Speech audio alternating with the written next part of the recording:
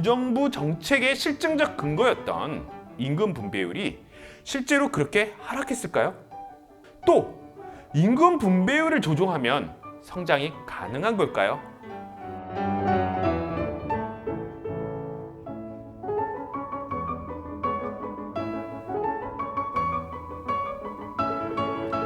안녕하세요. 자본주의는 왜 멈추는가의 저자 한지원입니다. 오늘 주제는 임금 분배율인데요. 문재인 정부 소득주도 성장의 핵심 근거가 되었던 게 바로 이 임금 분배율이었습니다. 분배율은 소득이 이윤과 임금으로 나뉘는 비율을 말합니다. 분모는 이윤과 임금의 합인 순소득, 분자는 이윤 또는 임금이죠. 분자를 이윤으로 하면 이윤 분배율, 분자를 임금으로 삼으면 임금 분배율이라고 부릅니다. 문재인 정부 정반기에 청와대에 참여했던 경제학자들은 임금 분배율이 낮아져서 성장 속도가 감소했으며 이 분배율을 높이면 경제 성장률이 높아질 것이라는 주장을 했었는데요. 그래서 최저임금도 급격하게 올렸죠. 자, 그런데 과연 문정부 정책의 실증적 근거였던 임금 분배율이 실제로 그렇게 하락했을까요? 또 임금 분배율을 조정하면 성장이 가능한 걸까요? 마르크스의 경제 이론은 아마 생각하시는 거와는 아마 좀 다를 것 같은데 분배율을 조정해서 어떤 변화를 도모할 수 있다는 생각에 대해 비판적입니다. 먼저 임금 분배율의 측정을 둘러싼 쟁점부터 한번 살펴보겠습니다. 임금 분배율의 계산은 보통 국민계정의 요소소득을 분모로 피용자 보수를 분자로 삼아 이루어집니다. 요소소득은 이윤과 임금의 합계, 즉 순소득과 비슷한 개념인데요. 이렇게 원리는 사실 간단합니다.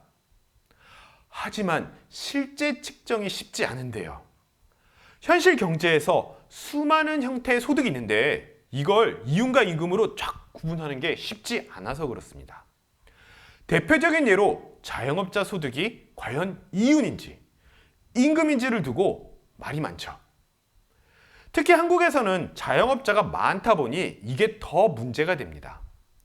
자영업 소득을 어떻게 다루냐에 따라서 임금 분배율이 크게 달라지기 때문인데요. 자, 어쨌든 임금 주도 또는 소득 주도 성장론을 주장하는 학자들은 이런 그래프를 제시합니다. 자영업자의 소득이 포함된 국민계정에 가계 및 비영리 단체의 영업잉여를 순소득에서 아예 통째로 빼버리고 계산을 한 겁니다. 보시다시피 외환위기 이후에 2000년대 말까지 지속해서 좀 하락한 후에 2010년대에 조금씩 등락을 반복합니다. 소주성은 2000년대 낮아진 임금 분배율이 저성장의 원인이라면서 1990년대 중반 수준의 임금 분배율까지 다시 한번 높여야 된다고 주장을 합니다. 하지만 이런 임금 분배율 측정 방식은 오류입니다. 세 가지 정도 지적을 할 수가 있는데요. 첫째, 자영업 소득을 통째로 드러내려면 자영업자에게 고용된 노동자의 임금도 함께 드러내야 합니다. 그렇지 않으면 자영업 영역, 즉 개인기업 영역에서 고용이 감소하면 마치 임금 분배율이 하락하는 것처럼 나타나거든요. 볼까요? 예, 이렇게 되는 겁니다. 소주성 학자들의 임금 분배율 측정 방식은 자영업 경제의 임금과 이윤을 차등적으로 반영하는 오류라는 겁니다. 두 번째, 귀속 임대료나 금융중개 서비스 같은 실제가 아닌 소득의 문제를 처리하는 문제가 있는데요. 좀 무슨 얘기인지 좀 아마 딱 듣고는 이해가 바로 안 되실 건데 국민계정에는 화폐소득 또는 시장 가격이 없는 서비스를 임의로 생산과 소득으로 처리하는 부분이 있습니다. 가장 큰 게 귀속임대료인데요. 예를 들면 주택을 보유한 사람이 자기 집에 살면 주택이 제공하는 주거 서비스의 대가를 자신이 이윤으로 취득하고 있다고 가정하는 겁니다. 간단하게 말하면 내가 나한테 전월세를 지급하고 있는 거예요. 그리고 아마 자기 집을 갖고 계신 분들은 뭐 내가 딱히 다른 것 하지 않아도 이윤을 얻고 계신 겁니다.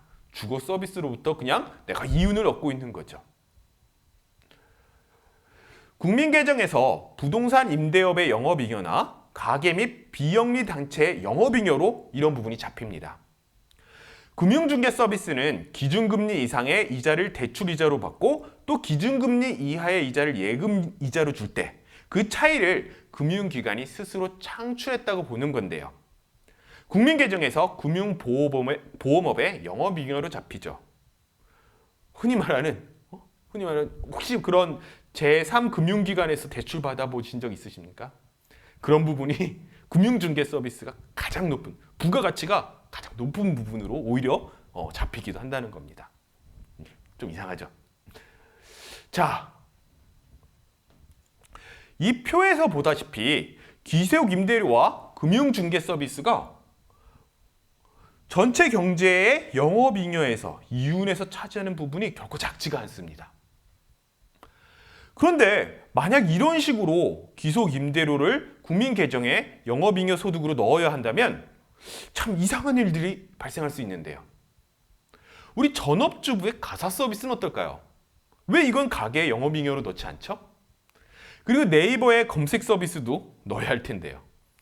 효용이 있는 모든 걸 다 가격으로 환산해서 넣어야 할 텐데요. 우리는 이 부분을 지난 2강에서 한번 살펴본 적이 있습니다. 2강에서 한번 말씀을 드렸듯이 하지만 마르크스의 노동가치론에서 보자면 이런 가격 없는 비상품 서비스는 사회적 노동의 산물이 아닙니다. 또한 기속임대료와 같은 그런 주거 서비스는 사회적 노동이 추가되지도 않기 때문에 지속해서 가격 있는 서비스 상품을 생산하고 있다고 보기도 어려운데요. 경제학이 헷갈리는 문제를 소주성의 임금 분배율이 극단적으로 드러낸 꼴입니다. 귀속 임대료의 측정은 주변 임대료를 벤치마킹해서 구합니다. 이런 식 측정이 재미난 상황을 만들 수도 있습니다. 실물 경제가 아무런 성장을 하지 않는데 만약 주택 가격이 폭등한다고 한번 가정해보죠. 임대료가 상승하겠죠. 또 금융기관들이 폭리로 막대한 이익을 챙기는 겁니다. 뭐 제2, 제3 금융기관들이 아주 그냥 더 많아지는 거죠. 이럴 경우 어떻게 될까요? 경제가 성장하는 것처럼 나타납니다. 실물 경제가 변화가 없어도 측정되는 경제는 성장하는 것으로 나타나게 되는데요. 2000년대 금융세계화 시기가 바로 이러했습니다. 실제 금융 중심으로 성장을 하다 보니까 주택 가격도 그렇고 임대료도 그렇고 각종 금융 서비스들도 팽창을 했는데요. 이 아까 말한 두 부분의 영업잉여가 이 당시에 크게 증가했고 당연히 임금 증가에 비해 순소득에서 차지하는 비중도 더 커졌습니다. 임금 분배율이 하락했다는 거죠. 국민 계정을 계산하는 책상 위에서 임금 분배율이 낮아지는 효과가 나타났다는 겁니다. 자, 세 번째 문제도 있는데요. 정부 부문 문제입니다.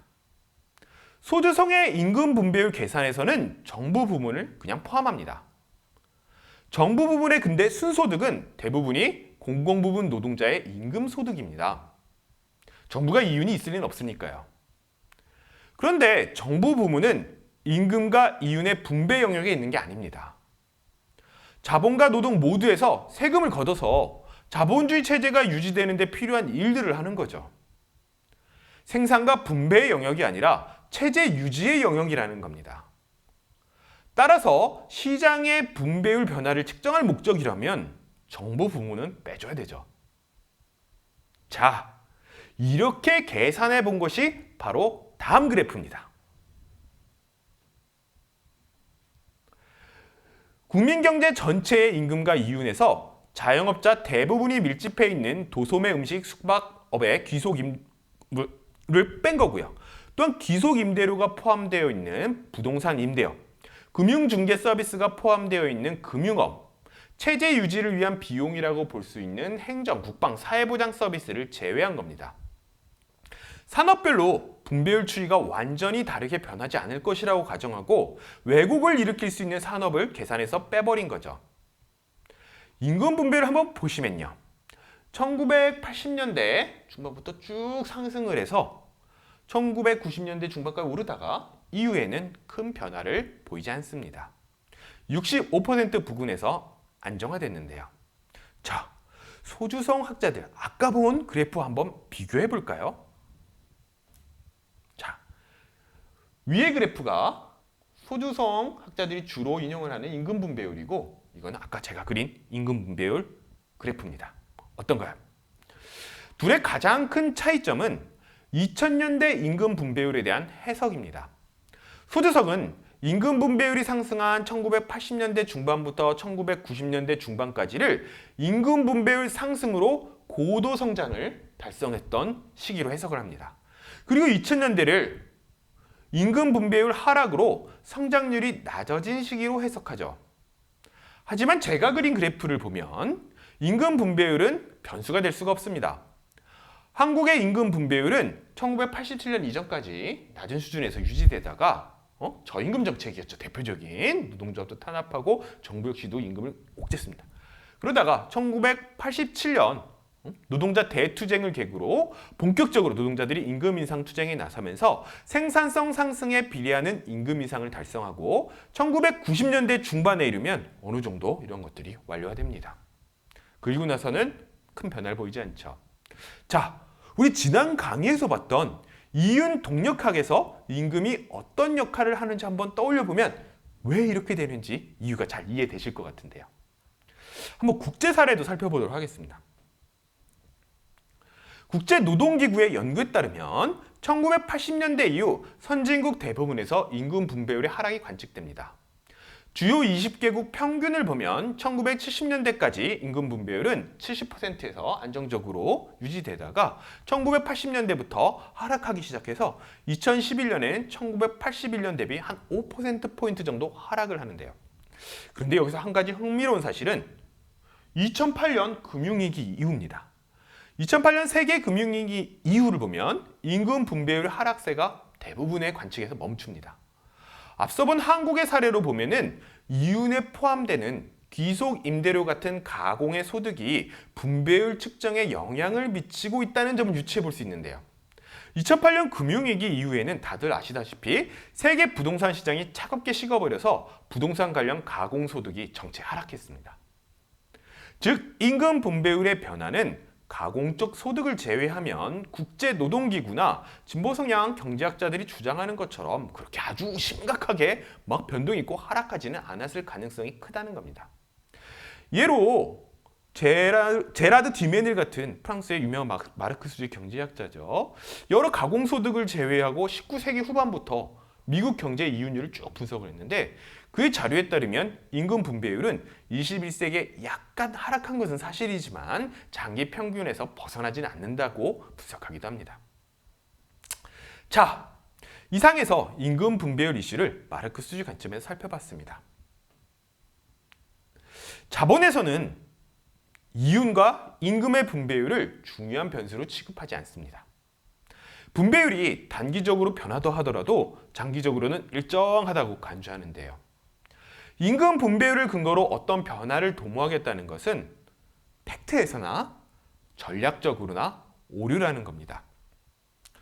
사실 우리가 문제로 삼아야 하는 건 임금 분배율 같은 분배율의 변화라기보다는 임금과 이윤이라는 체제가 만드는 분배의 원리 그 자체인데요. 사실 마르크스가 주목했던 건 이 부분이었죠. 자, 다음 시간에는 한번 이 부분을 좀 더 역사적으로 또한 노동조합이 이런 변화에 어떤 영향을 미치는지를 한번 중심으로 살펴보도록 하겠습니다. 감사합니다.